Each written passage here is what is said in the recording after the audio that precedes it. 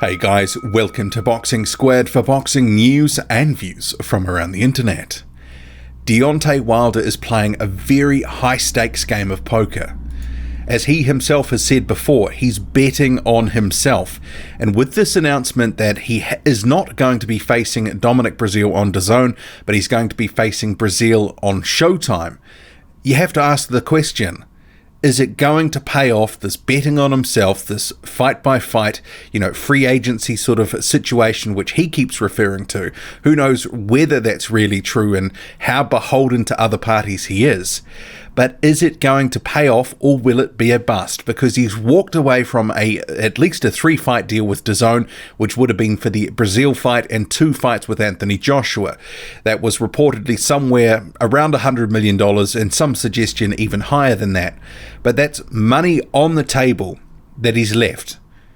Will he ever make that much or see that much in the remainder of his career? Because he's betting that he gets past Dominic Breazeale. But not only that he's going to walk into an Anthony Joshua fight and make more. And that's the question. Can he actually make more? Is there more to make? And some of the comments from Shelley Finkel after this press conference that was announcing the Dominic Breazeale fight, where we were expecting a major announcement and all we got is Deontay Wilder on Showtime, regular Showtime. So how can he build his profile any further to get a bigger cut off the pie? Is there any cuts that would be any bigger? Is this a situation where it's maxed out? Because there is only so much, in my view, that they can actually build this fight, because a lot of fans are starting to get turned off now. But it got me thinking about some of Shelley Finkel's comments saying, look, we're not going to take this fight now. Deontay Wilder can, make more, all this sort of stuff. And remember, there's the vague promise, with loyalty and all this sort of stuff. Stephen Espinoza sort of saying that Deontay Wilder and his career and all this sort of stuff is, the loyalty that he's shown, it's going to be repaid, and he's going to, be in very lucrative fights, all this sort of stuff. There's a vague promise that he is going to, but that's all it is. We don't know any more specifics than what they've sort of been alluding to, that they're not taking this deal, but Deontay Wilder is somehow going to be better off in the situation that he's chosen. But is he? Is he? Because $100 million is a lot to leave on the table. And some of the rationale has been, well, this is a flat fee situation. And Wilder had said it himself in recent days. $12.5 million, which was the initial offer in April 2018 to face Anthony Joshua, he said that's now laughable. And that $15 million, which was the follow-up offer, was laughable. And he said his career is effectively going from strength to strength. Look at where he's come from just a year ago to where he is now and where the offers have gone. And clearly he and his people believe that there is more money to be made. But it could just all blow up in his face at the same time. There is something to be said about that old saying, never look a gift horse in the mouth. And there's been speculation that he didn't want to take some of this DAZN deal because he didn't want to be tied down on a multi-fight deal. I think some of that is overblown, because the only reason they were throwing Dominic Breazeale in there as a fight was to get him into the tent, to get him fighting on DAZN. They obviously want to build their subscriptions and that sort of stuff. And the Anthony Joshua fight would have been a multi-fight deal anyway, because there would have been a rematch. There'd been talk of a guaranteed rematch for some months now, so it was never going to be a one-off deal. And if it was, that would mean that one of them wasn't walking away with, wouldn't get the opportunity to have a rematch. So I think it's kind of silly to say that it wasn't going to be a multi-fight deal and he wouldn't be tied into something, because more than one fight is multi. So, I think that's a bit of a red herring to say that sort of stuff. But what this really boils down to is money. It's all about money. Finkel has alluded to as much, that it's not the right time to make that fight right now, but there will be an opportunity to make it. He said these fights have to happen. And some of it reminded me of some comments that Tim Smith from PBC, he's the vice president, he had actually said a number of months ago. And this was I think it was a Boxing Voice interview. He was talking to Nestor Gibbs about the welterweight situation and Terence Crawford and a few other things. And there were some comments he made that Al Heyman never makes a fight before he's ready to make a fight. So clearly to me right now is they didn't want to make the fight with Anthony Joshua because it's not the right time. And the key reason for that and what they're doing, it can only be money, because that's what boxing is about. They are looking to build and marinate this fight even further, to the chagrin of fans who, we're just getting sick and tired of this. And it makes it really hard to be a boxing fan because, all these fights in the meantime, we've got Anthony Joshua and Tyson Fury and Deontay Wilder, who will all seemingly be fighting within weeks of each other in sort of May and June. And they're not fighting each other.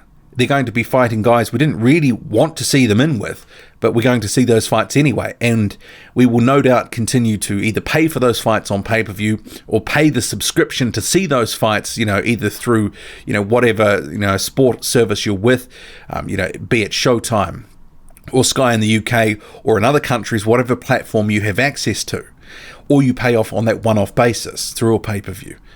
So it makes it hard to be a boxing fan because it is so just deliberately obvious what they're doing. This is about milking the fight even further and milking it for more money.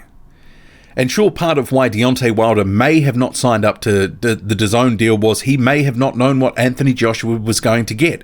As far as we're aware, DAZN had not been negotiating with Anthony Joshua and whatever his cut would be.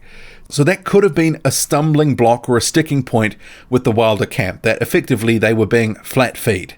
But then again, Joshua, whatever he was getting, he would have got a flat fee too. But the commercial reality is there is a clear commercial A side in Anthony Joshua to Deontay Wilder's commercial B side. And that sort of seems to be a sticking point with this whole thing as well. Everyone, Tyson Fury, Deontay Wilder, Anthony Joshua, they're all A-siding each other to the detriment of these fights. But some of it as well, it's all about positioning, sort of saying the other guy doesn't want to make the fight, the other guy's not doing enough to make the fight, they're not doing taking less or giving more, or whoever's in whatever situation. Everyone is blaming the other for these fights not getting made. But what happens in the interim, and we've seen it with Deontay Wilder, he said it himself, look, the longer I've waited, the bigger the offers have got. And this is why he's betting on himself again, because he's gambling on the fact that if he waits another 6 months or a year, or whenever the fight would take place, the first fight with Joshua for an undisputed fight, if in fact they keep winning and keep a hold of their belts, he's gambling on the fact that it's going to be even bigger again. So, for example, if his first offer from DAZN was effectively $40 million for the first fight, he's saying to himself, and what others are no doubt saying to him, there is going to be more money to be made by the time we make this fight. $40 million is limiting your options.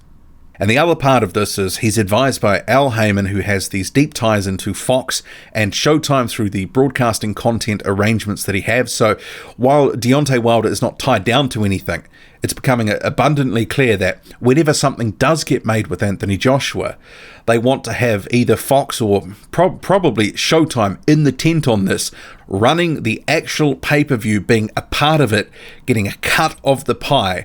And this is for the so-called loyalty. So this is going to be, I think, what's apparent. Whenever they do make some sort of deal, it's going to be probably broadcast on multiple networks within the United States. So don't be surprised if it ends up being on DAZN, but also Showtime. Or maybe it will be solely on Showtime. Maybe this is some of the real sticking point here, that they are tied into having these fights on these networks and they don't want to give DAZN the leg up. That is clearly going to be a part of the reason why this initial fight has been turned down. And with Joshua not being tied into a long-term deal with DAZN, there is some room to move there. But Eddie Hearn, he is so invested in DAZN and it sort of succeeding in the United States, that's going to be a sticking point for him as well. And clearly for DAZN, because they want Anthony Joshua in the tent in the United States. Whereas it's all about making money, building subscriptions, and, this is what everyone's actually considering. This is, we're being milked here as the fan. The broadcasting considerations are a massive part of this fight not having been made yet. But overall, this is a massive gamble from Deontay Wilder. It's clearly a money grab. They believe that they're going to get even more money, more offers, and everything's going to keep increasing. Maybe it will. Maybe this will pay off, but maybe it will just backfire so monumentally that we're going to say this guy doesn't know anything about a business and he's being poorly advised. But, we have to sort of see where all this sort of falls, because the next year or two, it will all play out. maybe we will end up saying, well, they played a masterstroke and he ended up getting $70 million or $100 million or whatever, some Floyd Mayweather and Manny Pacquiao type money. But I just don't know if this fight is ever going to reach those sort of epic proportions and, be busting, 4.5 million pay-per-views. I just don't think it's that sort of fight. And yet again, I just can't help this feeling that, we're getting milked again. And it's, even though everyone's saying it's this person, that person didn't want to make the fight, they're not scared of each other, I don't believe. It's all about money, power, and control at the end of the day. A year ago, when this was sort of teetering with all the sort of back and forth in the positioning, I said it's all about power and money and control. And it remains so to this day. What do you make of it all?